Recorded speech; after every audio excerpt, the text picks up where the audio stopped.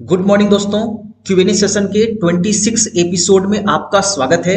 मैं हूं आपका दोस्त डिक्के वर्मा। दोस्तों, अगर आपको भी हमसे कुछ पूछना है तो इस वीडियो के कमेंट बॉक्स में आप प्यारा सा कमेंट कर सकते हैं। तो बढ़ते हैं हम लोग फर्स्ट क्वेश्चन की ओर। तो हमारा फर्स्ट क्वेश्चन ये है, what jobs will be demanded in 2030। तो सबसे पहला डिमांडेड कोर्स होगा डेटा साइंस। ये 2030 में सबसे ज्यादा डिमांड होने वाला कोर्स होगा। अभी भी बहुत ज्यादा इसकी डिमांड की जाती है, अभी भी वर्तमान समय में इसकी डिमांड है, लेकिन मैं बात कर रहा हूं 2030 की। तो पहले हम समझते हैं कि डेटा साइंस होता क्या है।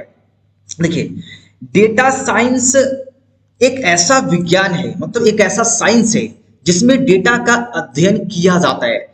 डेटा मतलब देखो, मान के चलिए कोई स्कूल है, तो स्कूल में गर्ल्स होंगे, बॉयज होंगे, है ना, गवर्नमेंट जो एम्प्लॉय भी होंगे।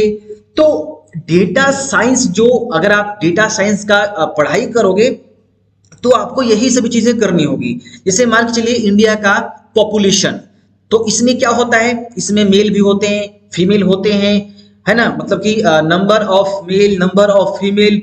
और आप ये भी कहते हो कितने इसमें वृद्ध हैं, कितने लोगों का यहाँ पे गवर्नमेंट जॉब लगा है, कितने का प्राइवेट जॉब लगा है।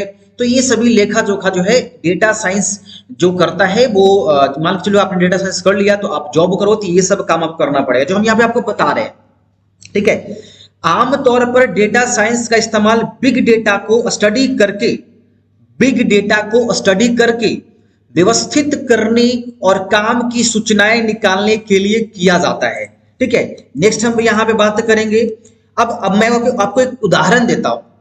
देश की जनसंख्या में महिला, पुरुष, साक्षर, निरक्षर, बच्चे, युवा, वृद्ध, सरकारी कर्मचारी, प्राइवेट कर्मचारी आदि के आंकड़ों को अलग अलग करने के लिए डेटा साइंस का इस्तेमाल किया जाता है। यानी कि अगर आपके पास कोई एक डेटा है तो उसको उथल पुथल, यानी कि बारी बारी से, जैसे मान लीजिए हमारे पास कोई डेटा है, जैसे मैंने बोला कि पूरे इंडिया का यहाँ पे आप पॉपुलेशन ले लो, तो इसमें क्या हो सकता है, इसमें आपका महिला, पुरुष, साक्षर, निरक्षर, बच्चे, युवा, वृद्ध, सरकारी कर्मचारी, प्राइवेट कर्मचारी सभी हो सकते हैं।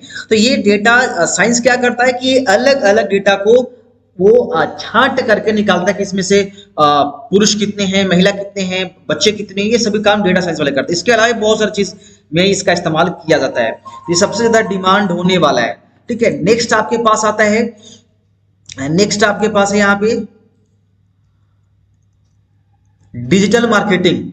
ठीक है, ये सेकेंड है। अभी भी ये ट्रेंडिंग कोर्स है।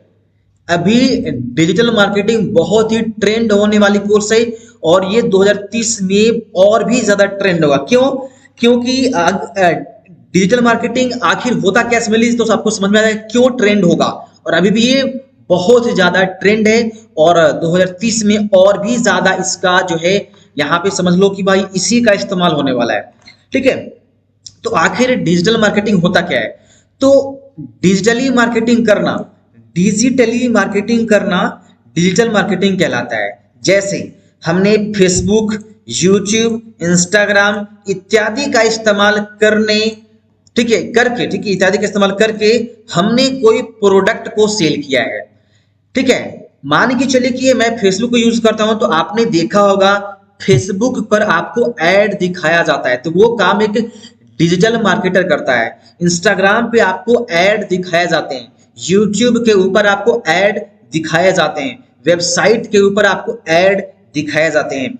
तो डिजिटल मार्केटिंग अगर आप करोगे तो एक डिजिटल मार्केटर यही सब करता है, डिजिटली मार्केटिंग करता है, चाहे वो फेसबुक हो, यूट्यूब हो, या वेबसाइट हो, या एप्लीकेशन हो।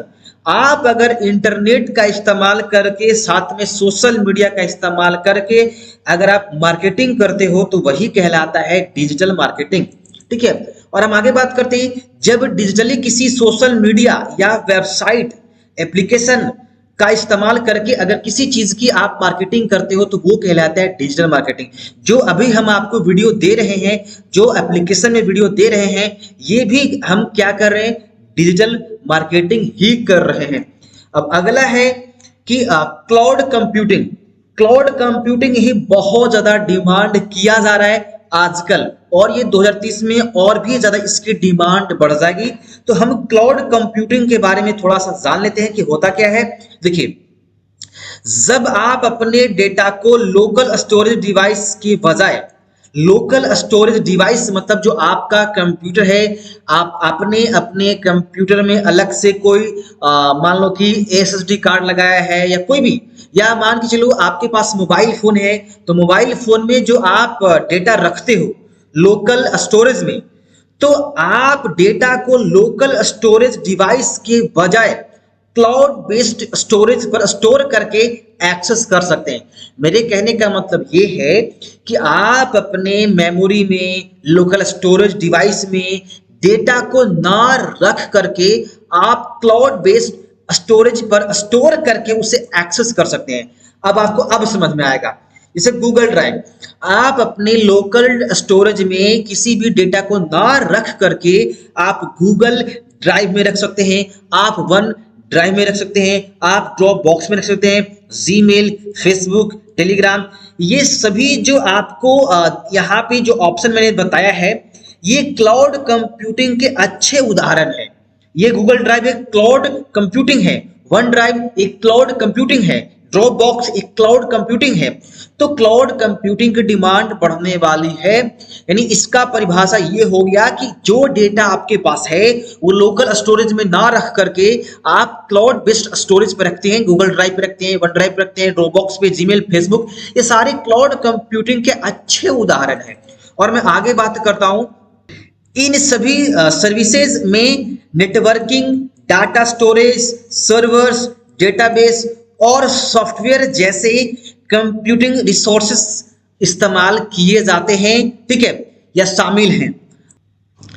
नेक्स्ट सबसे ज्यादा डिमांड की जाने वाली जॉब्स आपके पास ये machine learning, software development, cyber security, website development and designer. यानी ये जो हमने जॉब्स आपको बताया है या फिर कोर्स बताया है, ये सबसे ज्यादा अभी भी डिमांड किया जा रहा है, और ये ऐसे चीजें हैं जो फ्यूचर में भी ये रहने वाला है। जैसे मशीन लर्निंग ये रहेगा, सॉफ्टवेयर डेवलपमेंट ये कभी बंद नहीं होगा, सॉफ्टवेयर तो बनते रहेंगे। तो सॉफ्टवेयर डेवलपमेंट का भी डिमांड अभी भी है और आने वाले समय में भी बहुत ज्यादा इसकी डिमांड की जाएगी। जो हम बात कर रहे हैं 2030 में बहुत ज्यादा इसकी डिमांड की जाने वाली। साइबर सिक्योरिटी की डिमांड अभी भी सबसे ज्यादा है। साइबर सिक्योरिटी में क्या होता है कि जैसे आपको पता है कि साइबर हमले कितने ज्यादा होते हैं, तो आप उसकी सिक्योरिटी कर सकते हो। उसकी बाद वेबसाइट डेवलपमेंट एंड डिजाइनर, इसका भी बहुत ज्यादा डिमांड होने वाला है। तो जो चीजें हमने अभी आपको बताया, इसकी डिमांड बहुत ज्यादा यहाँ पर बढ़ने वाली है, ठीक है। मैं बढ़ता हूं नेक्स्ट क्वेश्चन की ओर। तो अगला प्रश्न हमारा ये है, which city best for MCA in India? Which city best for MCA in India? MCA course करने के लिए सबसे ज्यादा बेस्ट जो है सिटी या फिर यूनिवर्सिटी कौन से पूरे इंडिया में? सबसे पहले यहाँ पे new Delhi, Chennai, university of Allahabad, JNU, ठीक है, जवाहरलाल नेहरू यूनिवर्सिटी, और उसके बाद प्रेसिडेंसी कॉलेज। ये चीजें हैं, आप यहाँ पे देख सकते हो। तो नेक्स्ट क्वेश्चन आपके पास आता है, is maths compulsory for MCA? यानी कि क्या एमसीए के लिए मैथ कंपलसरी है या नहीं? तो जी हाँ है।